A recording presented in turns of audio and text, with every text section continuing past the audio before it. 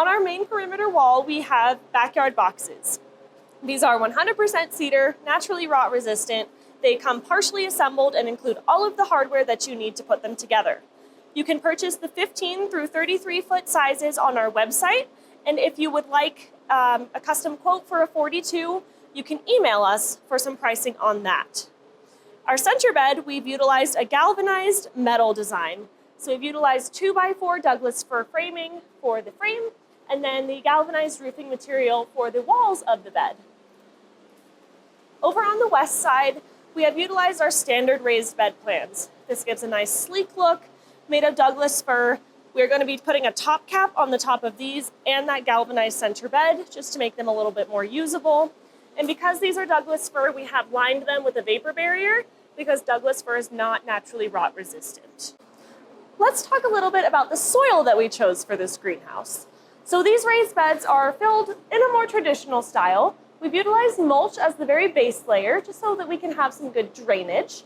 And then we used a garden mix from our local landscape supply company. We purchased that in bulk and had it brought to us. And then we topped the top 12 inches of these raised beds with paonia soil. We are a distributor for paonia soil, so if you're looking to get a 1-yard tote of some really high quality super soil, give us a call or check out our website. The first thing that we're going to plant in here are 2 grapevines. We're positioning them in the southwest corner of the dome so that they will provide shade to other crops in here. And we're utilizing 2 trellises that I'm going to somehow connect in the middle. I haven't figured that part out yet, but we'll get there. That way they will trellis up and out and create a grape tunnel. So we have our grape. We have dug a hole that is approximately the same size as the pot that it's in already. It's a little bit bigger, but these grapes are pretty well established. If you purchase them from a store, yours will be a lot smaller than this, and that's quite all right. We are going to go ahead and water the hole that we've dug just so it's nice and moist, put a little rooting stimulator in there, and then we're going to go ahead and bury everything back in and have it planted.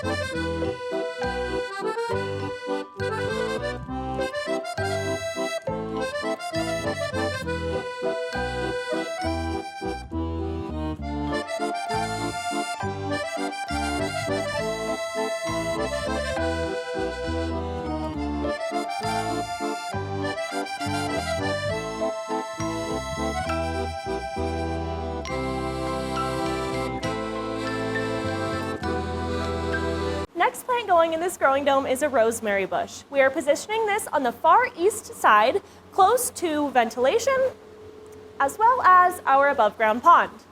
We are putting this in a corner far away from other plants because rosemary is allelopathic.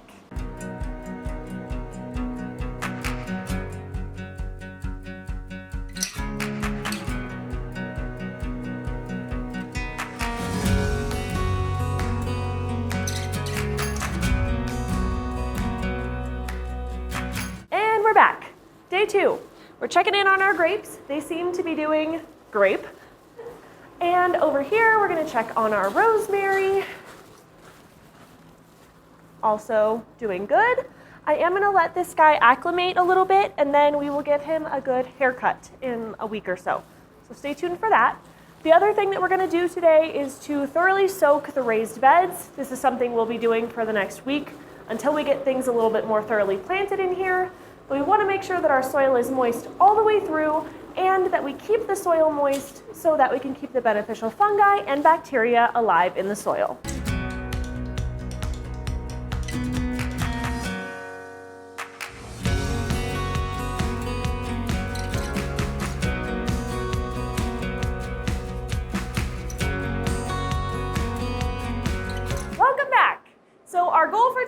is to finish filling up our above ground pond. We want to go ahead and fill this up all the way and then let it sit for 2 weeks before we add any fish or plants. Our reasons for this are because we are on city water, meaning that our water may have chloramines in it, which are not great for fish. 2, we want to let any particulate matter settle in the pond. And number 3, we want to let the water warm up so that our fish don't go into shock when we dump them into a freezing cold pond.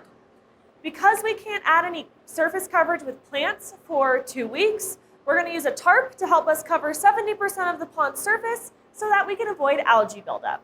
Hose is going in, we're splashing, we're going to turn it on and fill it. Okay, now we just have to take our hoses out so that we don't accidentally create a siphon overnight, and we're going to cover this with our tarp.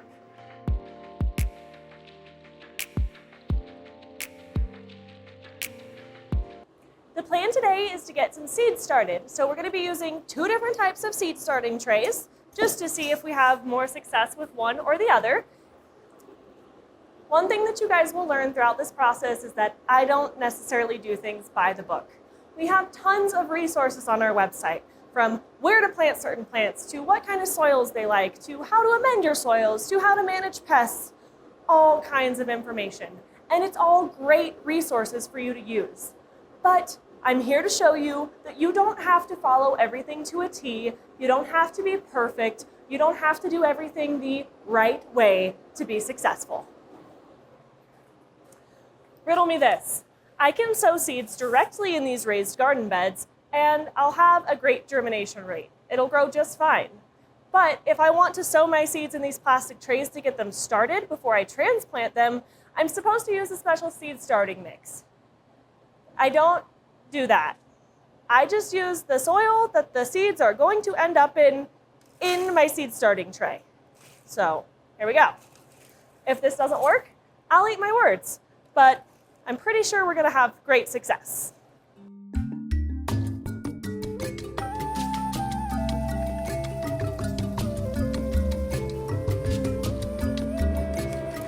This tray has 12 6-cell inserts, so we're going to plant 12 different varieties in this one tray. We have kale, cilantro, romaine lettuce, basil, borage.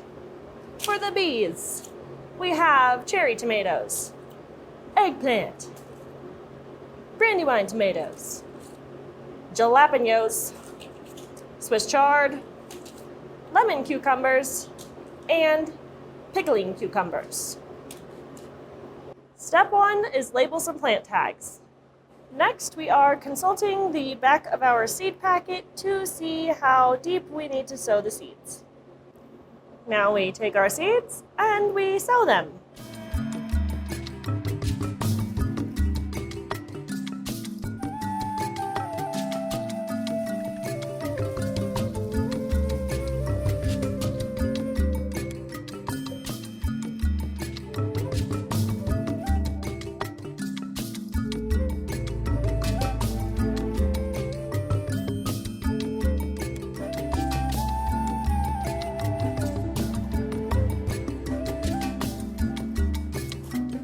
Okay, so I've sowed all of our veggies in one tray with the exception of borage. That was kind of a whoopsie on my part.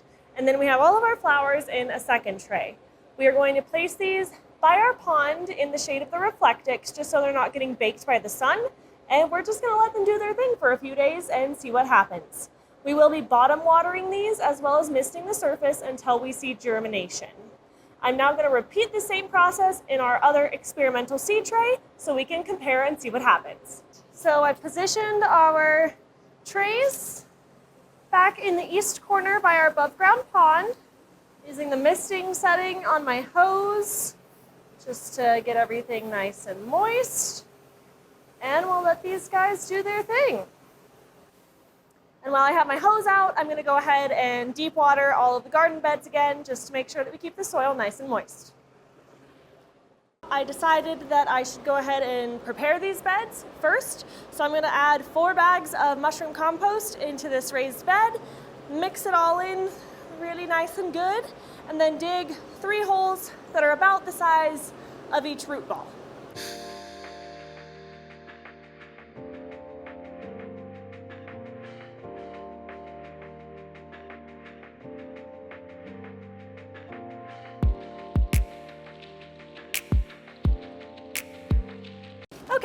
So I prepared the beds. We mixed 4 bags of mushroom compost just into the upper 6 inches of soil. I've dug 3 holes, 1 for each guava, and I'm going to split up 1 more bag of compost between all 3 of these holes.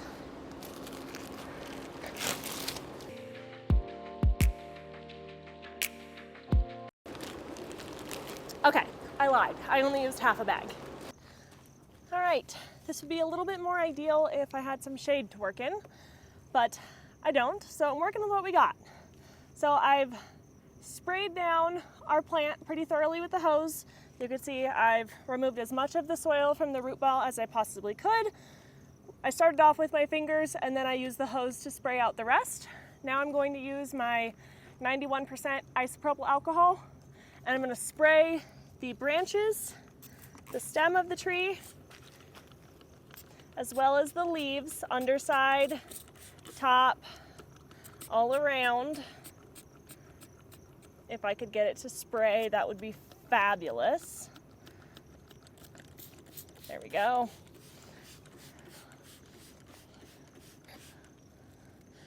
And this will hopefully kill anything that might be hiding in any of the nooks and crannies.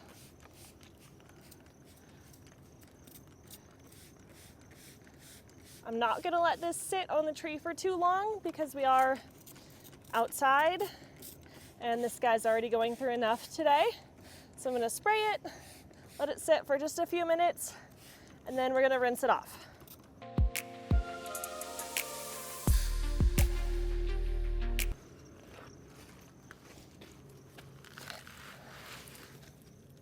Oh, this poor guy doesn't have many roots.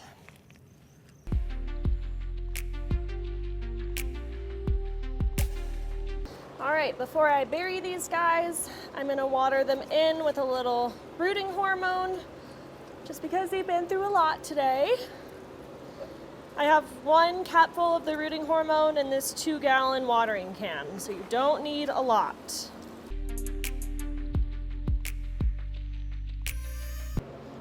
This guy is a sucker, so I'm actually gonna go ahead and just take him off. We want the plant to focus on growing up and out and not growing down here.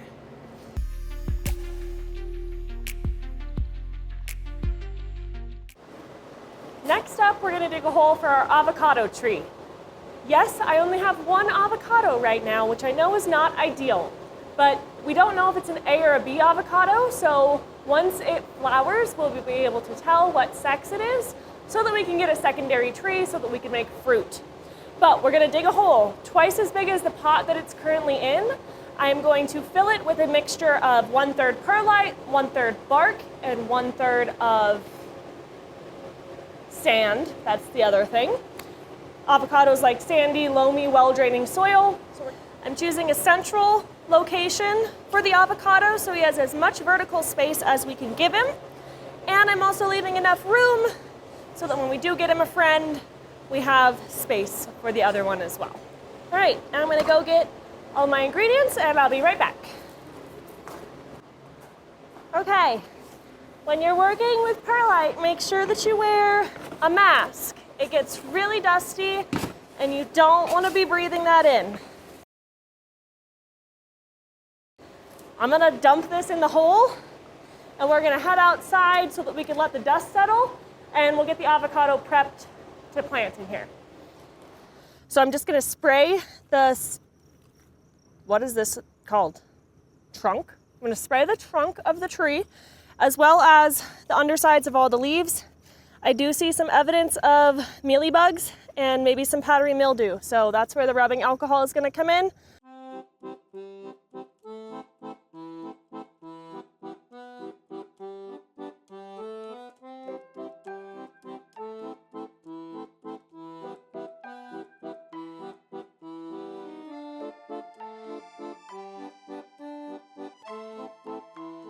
Today, I'm going to be adding a layer of mushroom compost into all of the raised garden beds that we haven't planted yet.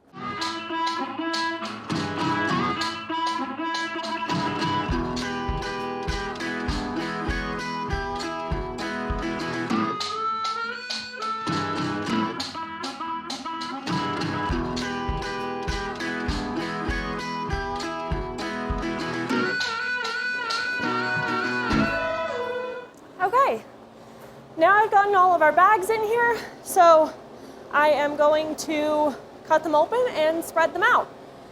I could have used a wheelbarrow. It probably would have made my job a little bit easier, but they say gardening is good exercise, and my watch informed me that I have been working out for 13 minutes now, so.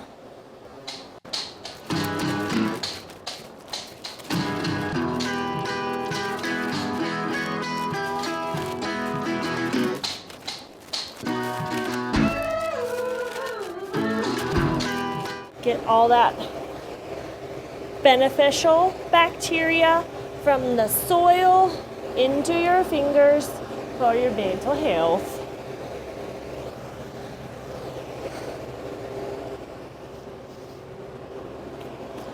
All right, that's enough of that. I'm gonna go get a rake.